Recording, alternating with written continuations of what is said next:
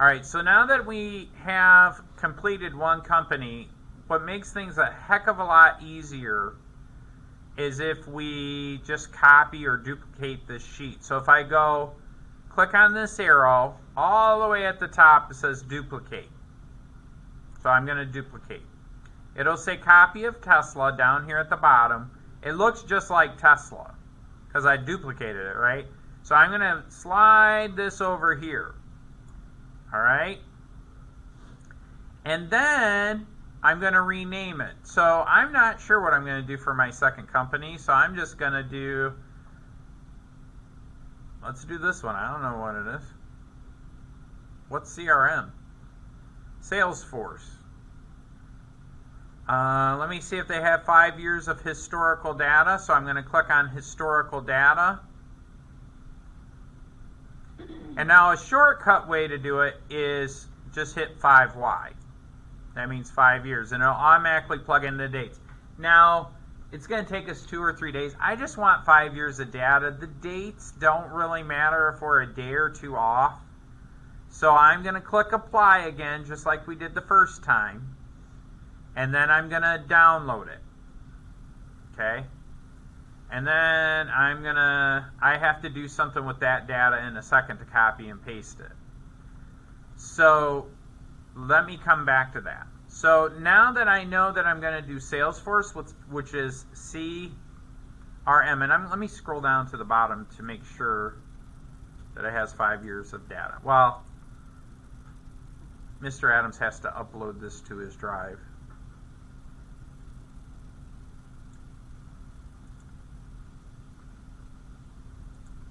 So I'm going to upload this to my drive.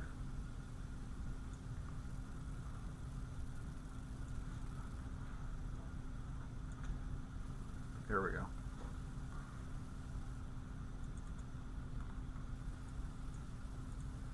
You guys don't have to do all this, but I do, because I'm on a computer. Remember that you want to save this as a Google Sheet. So there it is, CRM. So the reason I went through all that ahead of time is because I'm going to change the name. So I'm going to rename this as Salesforce. If I spell it right. Okay. Now here's the beauty of duplicating it. I'm going to go to my Salesforce. I'm not really worried about the dates. It's off by 2 days. I'm not really worried about the price because these are all approximations. So what I'm going to do is I'm just going to copy the closing values. And I'm going to copy those. It should be the same number of values, maybe one more. That's okay. I'm going to go back to my stock market thing, make sure that I'm in Salesforce, and I'm going to copy it, or I'm just going to paste it in. Oh, shoot. Oh, boy. Copy.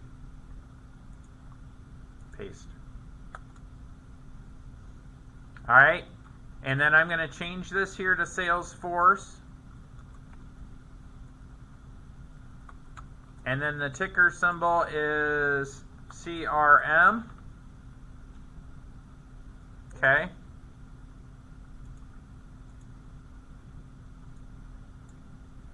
Are you guys doing this along with me with your second company? Do I need to slow down? I can slow down.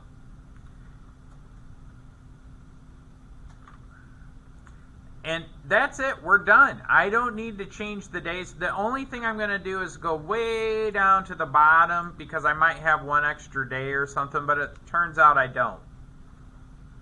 Okay? And the dates don't matter to me, really. I don't know why I copied them in there, but it's important.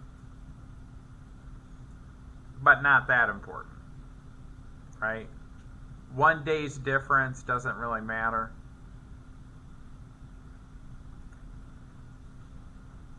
But what I am going to do is I'm going to go down here to the bottom and find this and copy it in the current share price. Okay. Then what do we need to do next once you have this done? Do you guys remember what we did? We're going to make the chart. So you're going to click on capital letter B right here. Am I going too fast or should I wait? Should I wait a second? Maybe. Let me know.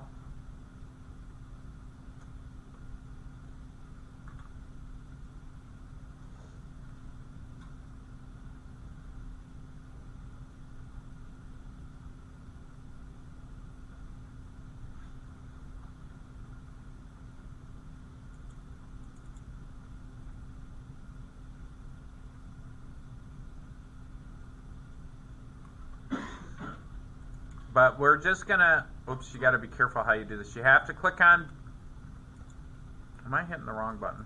There you go. You have to click on B, hold Shift, and then click on C. Okay? So you're going to highlight those first.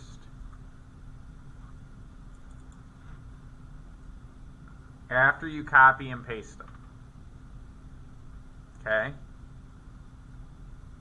And the only thing we're copying and pasting are the closing values of the new stock.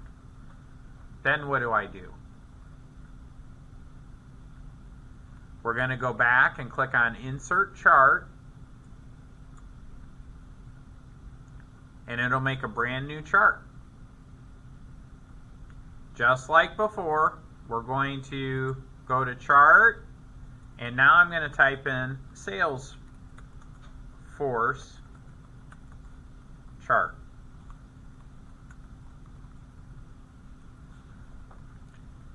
I'm going to make it bigger. I'm going to change the color. I'll make it, I don't know, red. Right? And I'll make it bold. Oh, you know what I forgot to do though?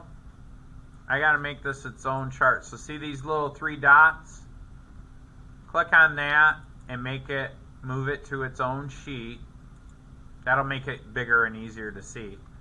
Then we're going to click on Edit Chart and go back to the Customize menu. I think we're done here with this stuff. I'm going to click on Series. I'm going to change the color for that to red so everything matches. And then just like before, we're going to click on Trend Line. I'm going to change the trend line to a lighter color red and then change the thickness so it's bigger so I could see it better.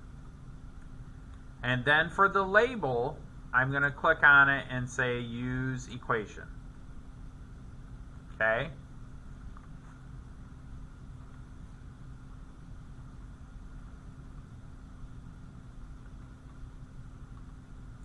Let me slow down so you guys can catch up to me.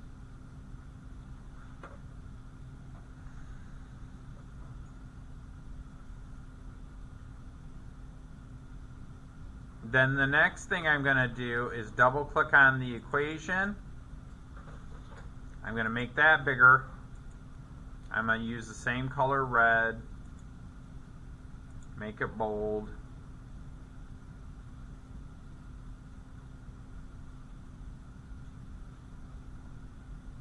Okay.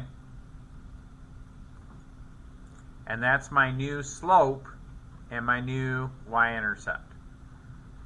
And let's rename this, though, to Salesforce Chart, or whatever your company is.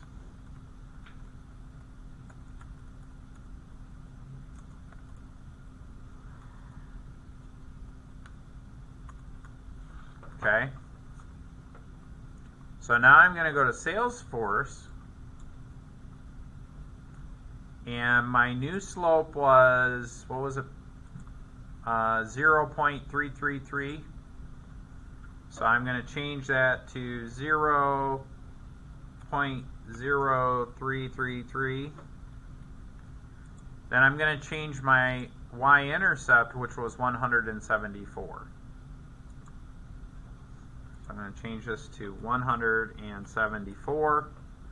Now when I hit enter, this automatically, because I set up the formulas, it automatically tells me how much that money's worth. In 2043, and then it automatically tells me how many shares I could buy with 200,000, and it tells me the value,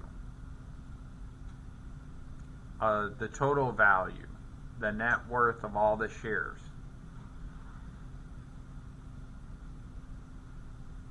I should point out that the slope is much lower for Salesforce than it was for Tesla. So those are the things that you look for, okay? But now some investors will say, that's okay, maybe it has steady growth. You know, if something grows really, really quick, sometimes they fizzle. So it's not a bad idea to diversify your investments.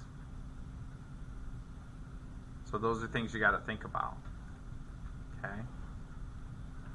So what I mean by that is that Tesla's slope was 0.23, but this one was 0.03. And that's the amount it increases per day per share. So this increases by 3 cents per day per share.